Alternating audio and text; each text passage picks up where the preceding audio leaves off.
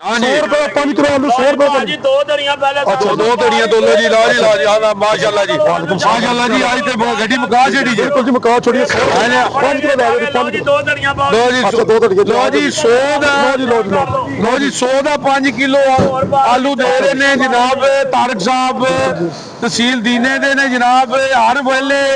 सस्ता माल बेचदे ने गरीबां वास्ते माल जी क्या बात है जी ਲਓ ਜੀ ਲਓ ਭਾਈ ਜੀ 900 ਰੁਪਏ 5 ਕਿਲੋ ਲਓ ਜੀ ਲਓ ਭਾਈ ਤੁਸੀਂ ਵੀ ਲਓ ਤੁਸੀਂ 100 ਰੁਪਏ 5 ਕਿਲੋ 5 ਕਿਲੋ ਜੀ 100 ਦਾ 5 ਕਿਲੋ ਲਓ ਜੀ लो जी तो गड्डी खाली हो गई है गड्डी खाली हो गई 100 ਦਾ 5 किलो 100 ਦਾ 5 किलो जी क्या बात है जी 100 रुपए 5 आ किलो जाओ जनाब ਇਹ ਜਨਾਬ ਨੇ ਦੱਸੋ ਜੀ ਆਪਣਾ ਫੋਨ ਨੰਬਰ ਦੱਸੋ ਬੰਦੇ ਤੁਹਾਡੇ ਨਾਲ ਰਾਬਤਾ ਕਰਨਾ ਮੈਂ ਫਾਟਕ ਤੇ ਹੁਣਾ ਜੀ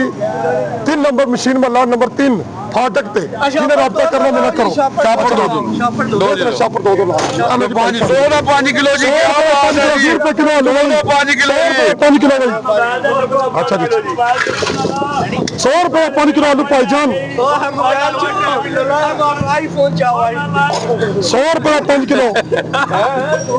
कोई बात नहीं भाई ये बिक रहा भाई अल्लाह ने रिज़्क दे दिया मुझे मैं बेच रहा हूँ बस जो मेरे बच्चों क्या बात है 100 ਦਾ 5 किलो 100 ਦਾ 5 किलो भाई रश पै गया जनाब चलो भाई आए रश पै गया 100 ਦਾ 5 सब किलो कुछ है उधर फाटक क्या बात है 100 क्या का 5 बात किलो है